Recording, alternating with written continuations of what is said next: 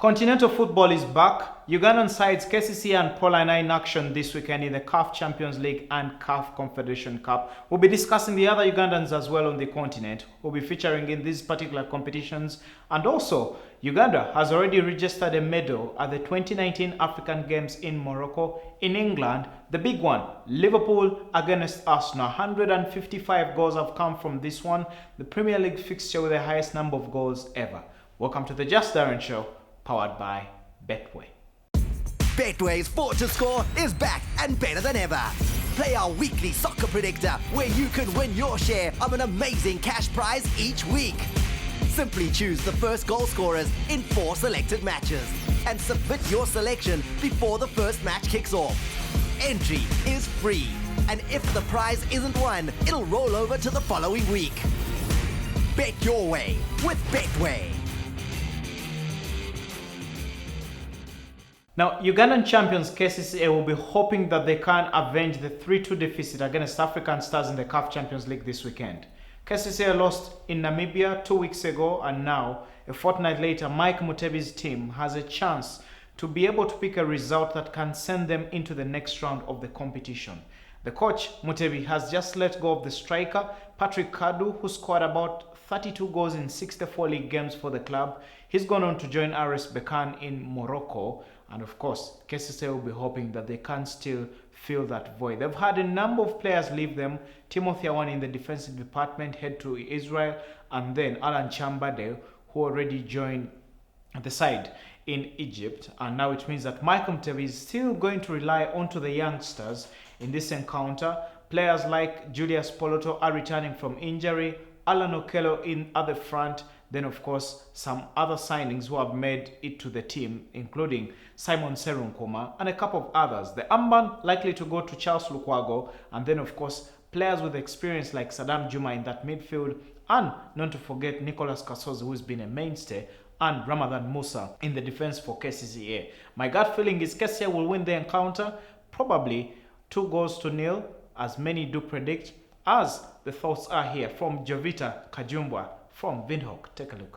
Well, I'm truly excited about the second leg between KCCA of Uganda and African Stars of Namibia. Now, it's going to be quite an exciting game out in Kampala, I can assure you that, because what we saw at home was a game that truly took a lot by surprise, and looking at the quality and the level that African Stars have stepped up ever since, embarking on a mission to go out into Africa. It was a phenomenal game. It was one that really left the fans wanting African Stars to do more. But if you're looking at that first leg, we saw African Stars winning by 3-2. Now, that seems like a lot of goals in an encounter, but that's what we want to see, goals and goals, and that's what we saw here at home. Unfortunately for African Stars, they didn't take their chances to make sure that they kept a clean sheet at home, and that's how we see that they let KCCA get away with those 2 goals. It will really also work to their advantage. But if you're looking at the African Stars team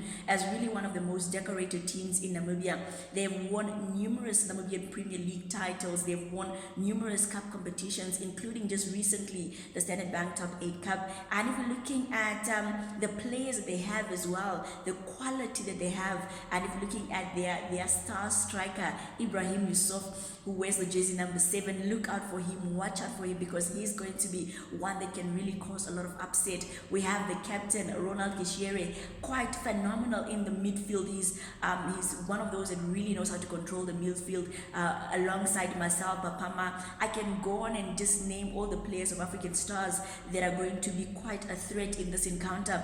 But all I can say is that African Stars have really improved, especially comparing to their last time that they were in the preliminary rounds of the Caf Champions League, and now we're seeing that they're in another one as they want to conquer and try to see what they can do in Africa, because their aim is to go on an African safari, and that is to gain, footballing experience, is to just be on the level that other big nations, other big footballing teams are on when it comes to the Caf Champions League, and just see what they can do in in Africa.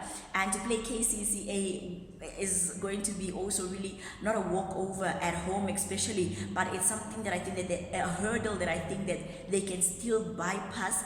As looking at the 3-2, it's just really for them to go all out there. They've really nothing to lose. The expectations will be on KCCA to win at home. For them, it's just to go out there, play their normal game, and make sure they get the goals. But I can truly say that this team is the best African Stars team we have seen in years. And from a footballing perspective, I think they really have what it takes to go out and complete the job in Kampala. Now, still on the continent, Proline, as I did tell you, will be in Lilongwe on Friday. They'll be taking on Master Security. They did win the first leg in the Caf Confederation Cup, 3-0 thanks to Ivan Bogere's hat-trick.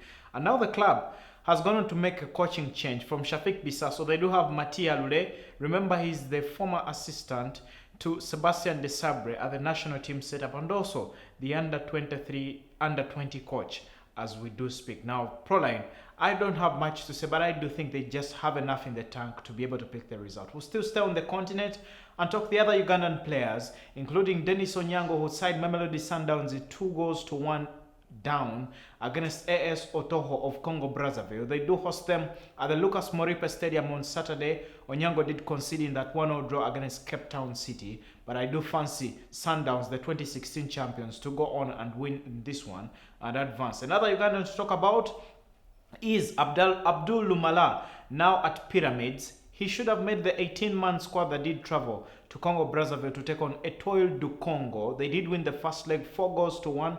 Lumala last weekend created the goal that helped Pyramids beat Al Ahly 1-0 in the Egypt Cup. Still on the continent, Zesco United's striker, that is Umar Kasumba, formerly at Sports Club Villa and Sofapaka, will be hoping that he can score the goals again. He did score and created another in the 2-0 victory over Green Mamba away in Eswatini, and a fortnight later they are at home in the Copper Belt. Zesco, I do think they'll be able to progress and advance. In the Caf Confederation Cup, Ryan Sport of Rwanda will be visiting Al Hilal of Sudan, and here in Omdurman State in Khartoum, the goalkeeper, that is Salim Jamal Magola, should at least make the bench for Al Hilal. It is 1-1 so far. Al Hilal are my favorites to go through, even if they did lose 2-0 to Al Wasal in the Arab Champions League in Dubai early this week. To wrap it up, the defender, that is Nicholas Wadada at Azam Football Club, he did play in the Community Shield for Tanzania as Azam did defeat Simba 4-2.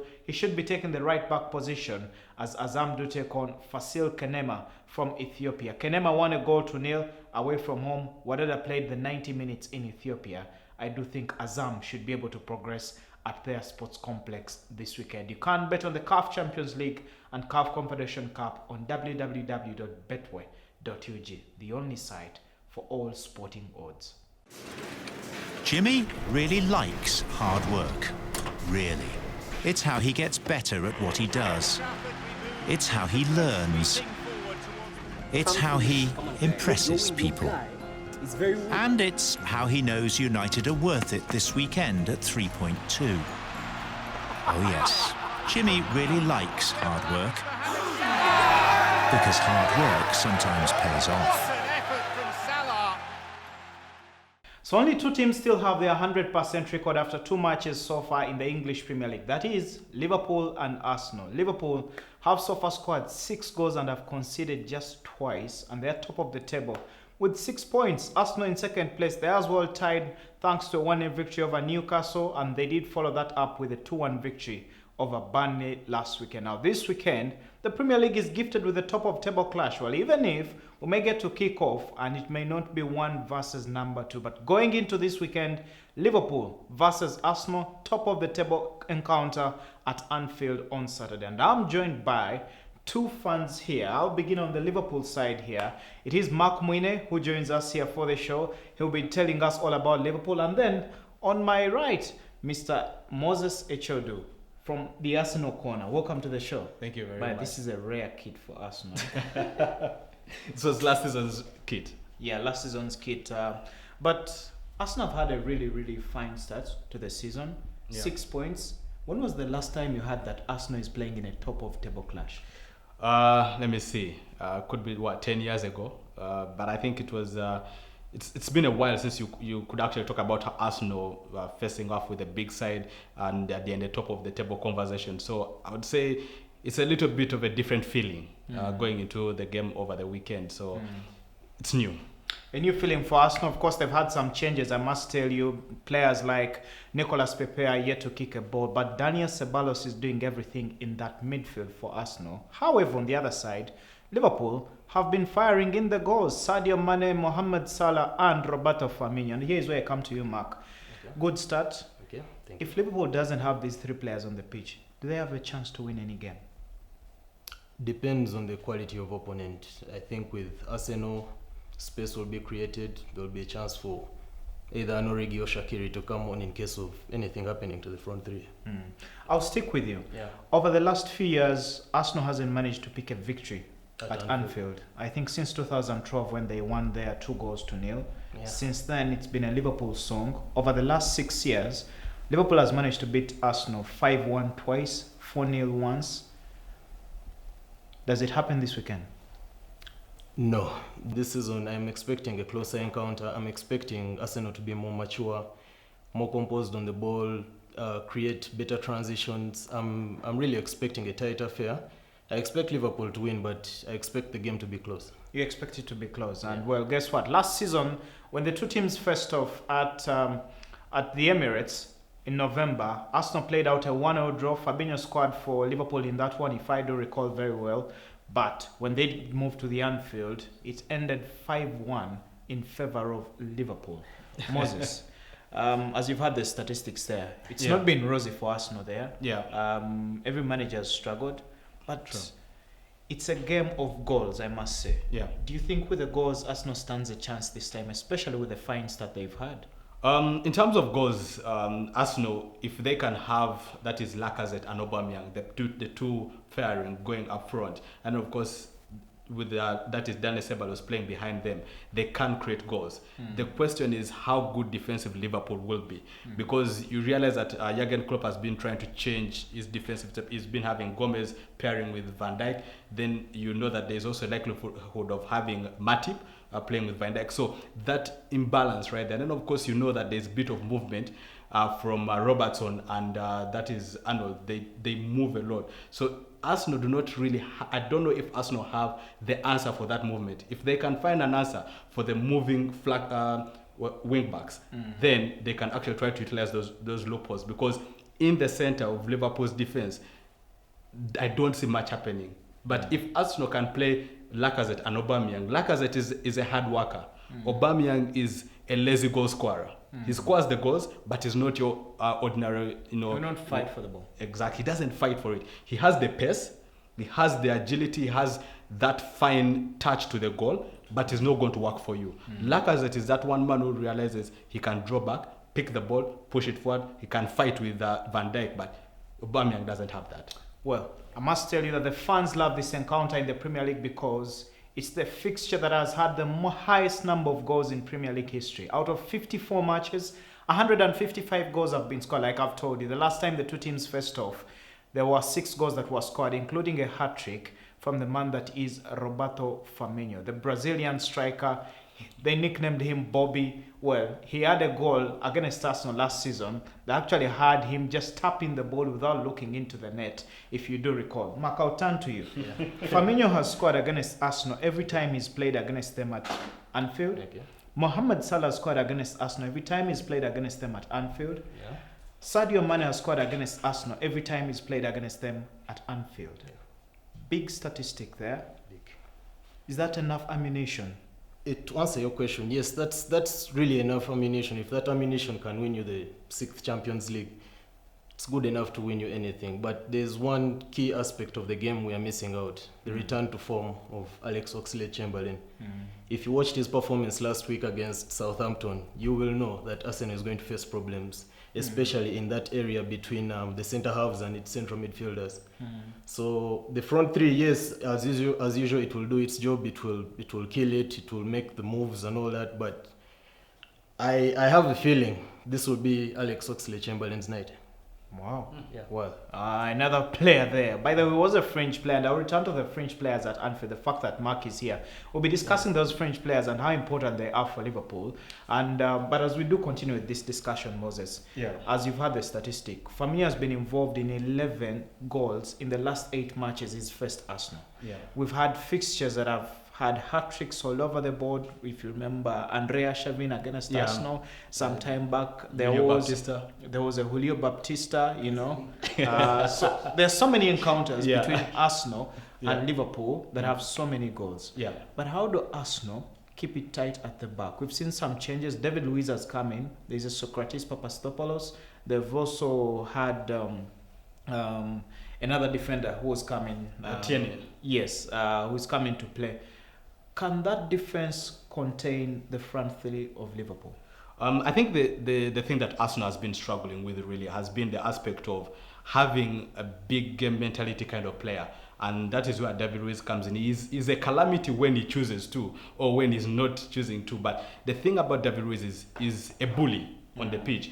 And we have not had that for a very long period of time. We had Koscielny very calm on the ball, very calm in defense. Socrates is calm as well. But David Luiz is a bully, and you need someone like David Luiz to be able to kick people like Firmino, to kick people like Sadio Mane a bit and keep them at the bay. And you know, with Mohamed Salah, it's all about having wingers or wing backs who can, you know, contain his game. Or when you have moving wing backs, you have a defensive midfielder who is going to fill up that position.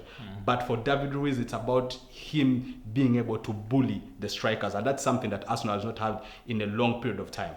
Okay, and well, we hope that he does exactly that at Anfield, especially in front of that Red Army that never ceases to support the 11 men that Jurgen Klopp throws onto the field. Now, Mark, as we wind up with this fixture between Liverpool and Arsenal, the French players for Liverpool, we know this is going to be a really longer season for them. There's a FIFA Club World Cup that comes at a very, very crucial time for any Premier League club. That's December. There's an FA Cup that they would want to try out. There's a Capital One Cup, the Champions League itself, and the Premier League Marathon. How important are the French players going to be? Naby Keita, Alex Oxlade-Chamberlain, Divock Origi, and now the goalkeeper in Adrian. Well, to be honest, if I'm to define Klopp's time at Anfield, it's been about hard work, but there's been a very huge element of luck. We have been lucky to not have key injuries. If I'm to take us back to last season, Man City lost De Bruyne, Aguero, Sterling, Sane, different points last season. Company, they lost Mendy the whole season. Yeah. We had almost our full team fit the whole of last season. When it was time for the French players to come in, some stepped up, some failed to step up.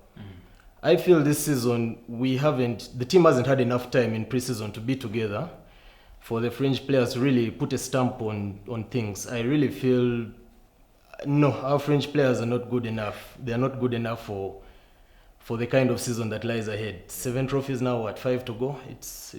No. I feel our French players are not of the quality needed right now. Just not enough yet. Just not enough yet. But well, on www.betway.ug, the odd could just be enough for Liverpool to win because it is at 1.49. If they are to win at Anfield, at home, this Saturday, it's the late kickoff encounter. Well, the other one involving Arsenal, the odd for them is at 5.81. It is pretty high, implying Liverpool are the favourites. And for a draw at 4.32. You can't bet on this one on www.betway.ug. I'll just go quickly. Predictions. Moses. Liverpool 4-2. Mark? I'll go with a 2-1 win for Liverpool. 2-1 win for Liverpool. Yeah. And I actually think it will be an over. If it exceeds 2 goals for Liverpool, it implies Salah, Mane and Firmino will all be on the score sheet. We'll take a break. When we return, we'll be discussing how Frank Lampard could pick his first 3 points of the season this weekend. Betway's Fort to Score is back and better than ever. Play our weekly soccer predictor where you can win your share of an amazing cash prize each week.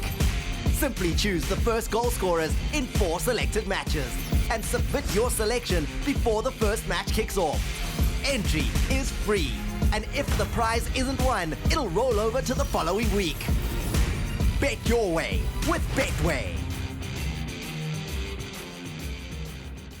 Now, after Liverpool and Arsenal, there are 7 other teams with 4 points. Each has won one and drawn the other. Well, the 100% record is down on all the rest of the teams, 18 on the table standings. But we'll discuss those other teams. I still have here the 2 M's, Moses from the Arsenal corner and Mark from the Liverpool corner. Manchester United do take on Crystal Palace this weekend. That fixture at Old Trafford. Aaron Wan-Bissaka facing his former club. United seems to be cruising in this one, especially after failing to pick the result away at Wolverhampton Wanderers. Okay. My prediction for that game, or how I feel that game is going to play out, if you followed Crystal Palace throughout the preseason and all that, they're in turmoil. The club is in turmoil. Zaha trying to leave, all this trying to leave. Aaron Wan-Bissaka may not need to be a factor that day. I think United wins this easy 3-0. May not need much attention up front, like in defense. And the odd for Manchester United to win that one is 1.38 on www.betway.ug. It's highly unlikely Crystal Palace will be picking something. However, there have been several records that have been broken at Old Trafford. It could turn out the same way. But well, we'll move from that and discuss Frank Lampard. Chelsea are yet to win a game. Last weekend, they just couldn't beat Leicester City. They began the season with a 4-0 loss at Old Trafford to Manchester United. Moses, Frank Lampard, many will begin to judge him. You play the UEFA Super Cup, you can't win it. You play against Leicester, you can't win it. Is he struggling with quality in the squad, or it's down to his tactics? I think there are several factors, but majorly it's the factor of quality in his squad. He doesn't remember William is just returning from injury. Then you've lost your most important player in Eden Hazard, and so there's always that gap. And then of course he's trying to build a team around Mason Mount, and then of course Tammy Abraham. So there is a little bit of that is happening. And you look at the backline as well, where you have Zuma, and that is the young Christensen. So they're yet to create that partnership that is gelling, and I think that is where likes of Pukki are going to take so much advantage, because Pukki is a very industrious striker. He's very quick on his feet, and so I think that is where Chelsea are going to struggle, and to require Kepa to be at his very best. And if anything, Chelsea, the best they can pick out from here is going to be a point. A point. But the odd for Chelsea to win on www.betway.ug is 1.87. That for Crystal Palace. That for Norwich, as high as 3.86 at home. We'll move to Sunday. Manchester City do take on Bournemouth. Now, it's been quite rare to look at the Premier League table and Arsenal is above Manchester City. Right? Yeah. Interesting. Over the recent years. But as we speak, City on only 4 points after that 2-2 draw with Tottenham Hotspur. Well, they do take on Bournemouth this weekend. Another tough fixture away from home for Man City. Another good test. Bournemouth normally shocks teams on Sundays. That's a good piece of trivia. If I'm to look at this game from the perspective of Man City, every single game Pep Guardiola has dropped points or had an indifferent result that has gone against Man City. The next team normally pays the price. I am really feeling sorry for Bournemouth this weekend. Kevin De Bruyne is back on form, been named vice captain of the team. Everyone is fit and firing. Jesus, Aguero, the back four is solid. The best I expect from Bournemouth is maybe an attempt or two. Maybe if Callum, what's his name? Wilson. Callum Wilson. Callum Wilson can maybe get a chance, or Josh King gets a penalty since he's on penalties this season. Maybe. Apart from that, I honestly see Man City scoring a minimum of 4 goals this game. Minimum 4 goals. By the way, Raheem Sterling already has 4 goals to his name so far in the Premier League this season. There have been other players who are already on the score sheet. Kevin De Bruyne, the king of the assists, not to forget Raheem Sterling, and of course the man that is Sergio Aguero, Gabriel Jesus, that being the attack for Manchester City. The odd for City to win on www.betway.ug is at 1.20. That for Bournemouth, well, should I say it? It's at 12.99. Favorites, Man City to win on this one. If you do have any picks, by the way, sure win for me. Manchester City this weekend will be taking that victory home. We'll wrap it up quickly with Tottenham Hotspur, who do take on Newcastle. Another encounter here. Newcastle yet to win a game in the Premier League this season. They've been struggling. They lost to Norwich City. They lost to Arsenal on the opening day of the season. Now they take on another big side, Tottenham Hotspur. Moses, Spurs to go all out? Yeah, I think Spurs will go all out because Harry Kane struggled against Manchester City. He will be looking at getting the goals against Newcastle. Christian Eriksen as well had a not so good show up against Manchester City. So you look at this as an opportunity for him to show up. And then you look at Newcastle on the other hand. Steve Bruce is trying out so many formations, and I think that they are going to suffer because of that. And you look at how energetic Spurs play their football. That is always going to be an issue for Newcastle, and I completely see them being battered by Tottenham Hotspur. Well, Spurs had the fight at the Etihad, but they just couldn't get the 3 points. Actually, they survived, and well, they do say that the biggest rival now with Manchester City is called the video assistant referee. It will still be pivotal this weekend, by the way. But the odd for Spurs to win on Sunday is 1.22, and that for Newcastle away from home at 13.40. Special thanks having you two gentlemen.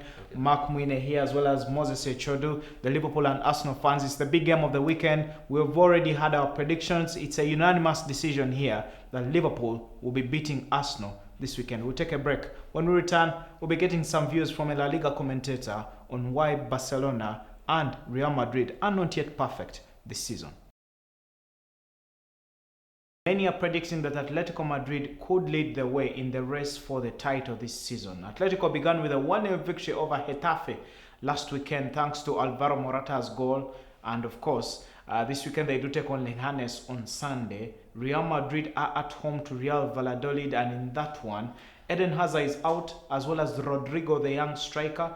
But Gareth Bale could keep his place in the team, considering the coach Zinedine Zidane still does not have Brahim Diaz and the player that is Marco Asensio going forward. Real Madrid managed to beat Celta Vigo 3-1. Barcelona, on the other hand, as well, another team that you could talk of, did not have Lionel Messi last weekend as they lost to Athletic Bilbao. A wonder goal from Aritz Aduriz, the 38-year-old who came off the bench and just scored within a space of a minute to give Bilbao the victory. This weekend, Barcelona will be welcoming Lionel Messi back, but they're still injury plagued because Ousmane Dembele and Luis Suarez are ruled out of this one as they take on Real Betis this weekend. You can bet on all these matches on www.betway.ug. I do fancy Madrid to win.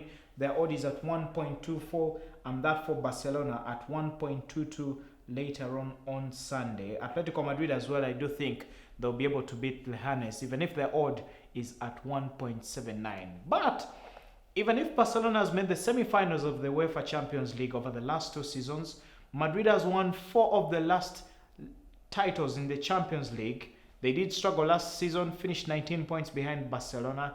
There's still specks of doubt on whether they can compete in the La Liga this season. Now, I spoke to the La Liga commentator, Paul Giblin, and this is what he had to say.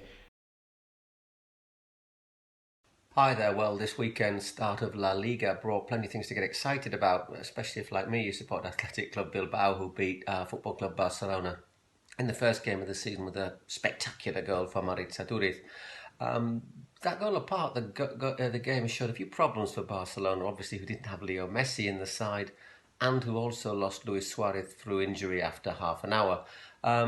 Couple of questions you have to ask about Valverde's team selection, the Barca coach, who left Rakitic and Busquets on the bench, citing tiredness, which makes you wonder what sort of a pre-season Barca had. Let's not forget they had to go to Japan earlier in the summer, and less than a week before starting the league they were actually playing in Miami and Michigan, so maybe going around the world chasing money is not ideal for preparation.